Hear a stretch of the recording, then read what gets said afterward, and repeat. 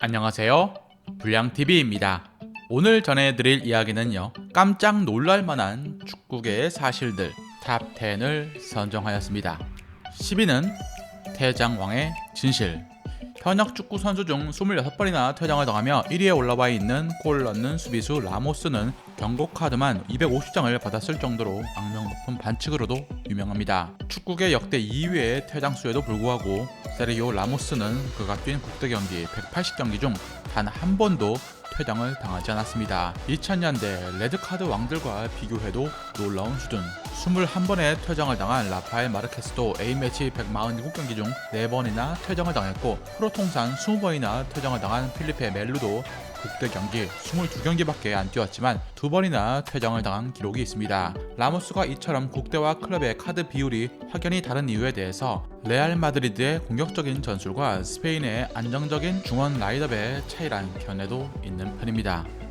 9위는 축구 때문에 이름이 바뀐 선수.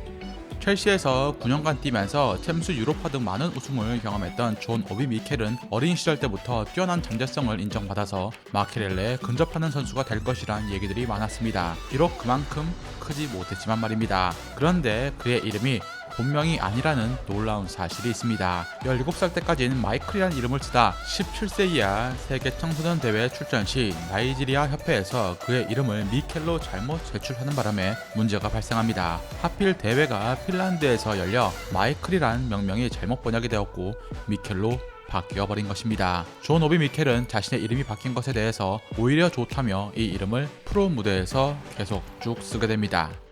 8위는 축구 경기에 단 7명. 2020년 7월 볼리비아 프로축구 1부 리그에서 코로나19 여파로 7명의 선수만 출전을 했다가 결국 경기 시작 8분 만에 몰수 게임이 선언되는 일이 발생합니다. 마지노선 축구 인원이 7명인데 그만 부상을 당한 선수가 경기를 할 수가 없게 되자 몰수패를 당한 것이었죠. 한편 이와 비슷한 상황이 콜롬비아 1부 리그에서도 발생합니다. 코로나로 인해서 콜롬비아의 아길라스는 골키퍼 2명을 포함해 7명의 선수로만 경기를 치러야 했습니다. 코로나19 집단 감염 여파로 16명이나 확진 판정을 받은 데다 7명의 부상자까지 더해진 결과였습니다. 게다가 골키퍼 2명 중 1명은 필드 플레이어 역할을 수화해야 하는 최악의 상황. 7명으로 나선 아길라스는 더 놀라운 건 4명이나 부족한 상황에서 후반 12분 첫 실점을 할 때까지 57분을 무실점으로 버텨냈다는 것입니다. 스코어는 0대3으로 경기가 끝났지만 아길라스 구단은 SNS를 통해서 우리 선수단이 정말 자랑스럽다고 밝혔습니다. 7위는 단 12경기 뛰고 우승 15번. 바이에른 뮌헨 소속으로 2012년부터 2018년까지 무려 6년간 뛰었던 톰 슈타르케. 의외로 많이 알려지지 않은 이 선수는 실력적으로 마누엘 노이어에 비해서 많이 부족했고 실제로 매년 방출 명단에 이름을 올리긴 했지만 꿋꿋하게 뮌헨 클럽에서 버텨냅니다. 늘 벤치 신세였고 실제 바이에른에서 뛴 경기 수는 6년간 단 12경기에 불과했습니다. 놀라운 것은 뮌헨 스쿼드임을 감안하고도 실점이 12골이나 되었다는 것입니다. 그럼에도 불구하고 챔스 우승, 리그 우승 6회, 포칼컵 우승 3회 등 무려 15번의 우승 커리어를 쌓았다는 것이죠. 오랫동안 뮌헨 팀에 남아준 의리 덕분이었을까요? 그는 2018년 은퇴 후에 뮌헨 유스팀의 골키퍼 코치로 지금도 활동 중입니다. 6위는 36살의 챔스 데뷔.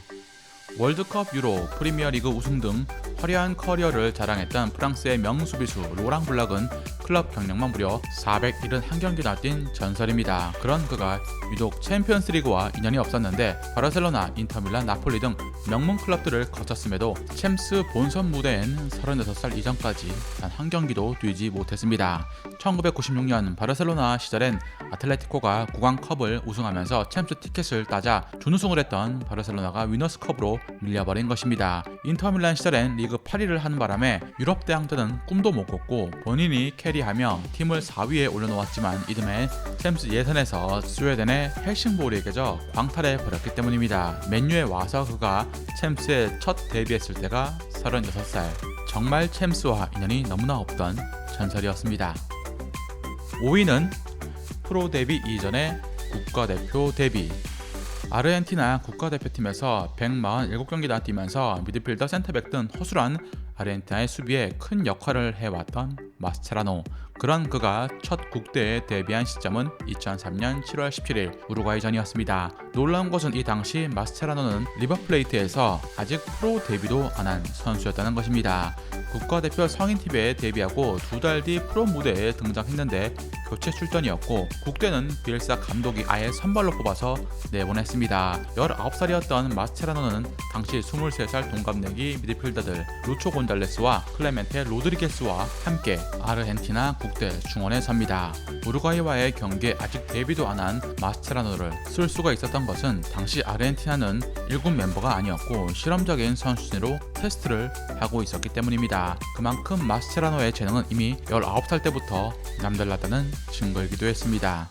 4위는 잉글랜드 감독 우승 영예. 1992년 출범한 EPL은 잉글리시 프리미어리그의 약자. 30년 가까이 된 이 리그에서 잉글랜드 국적의 감독이 우승한 적은 단 한 번도 없습니다. 13번을 우승한 맨유의 퍼거슨 감독은 스코틀랜드인이고 벵거와 무리뉴는 각각 프랑스와 포르투갈인이죠. 블랙번을 1995년 우승에 올려놓은 케니 달글리시도 사실 잉글랜드인이 아닌 스코틀랜드인입니다.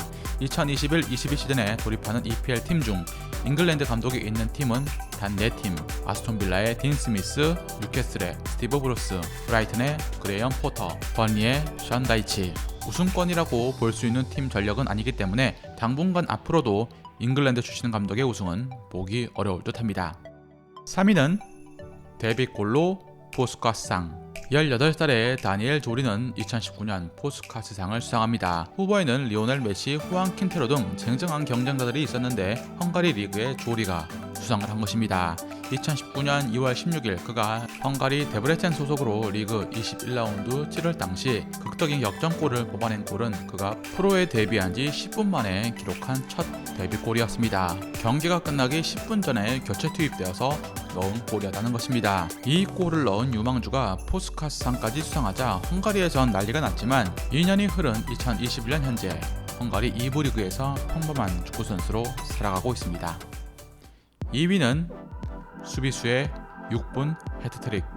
2010년 크리스탈 팰리스가 재정난 때문에 선수들을 팔아치우다가 공격수가 없어서 FA컵 대회에서 수비수였던 데니 버터필드를 축구 인생 처음으로 스트라이커로 기용을 했는데 경기에서 6분 48초 동안 3골인 헤트트릭을 기록합니다. 이전 6년 동안 데니 버터필드는 수비수였고 그동안 단 한 골만 넣은 기록이 있었는데 말도 안 되는 일이 벌어진 것입니다. 그는 왼발과 오른발 그리고 머리로 득점을 했고 팰리스 팬들은 이를 가리켜 퍼펙트 헤트트릭이라고 불렸습니다. 클럽 역사상 가장 빠른 헤트트릭이었고 이 골로 크리스탈 팰리스는 울버햄튼을 꺾고 FA컵 16강에 오릅니다. 당시 18살의 오른쪽 풀백이었던 나사니얼 클라인이 경기 며칠 앞두고 이적을 거부했기 때문에 워녹 감독은 버터필드를 공격수로 기용을 할 수가 있었죠.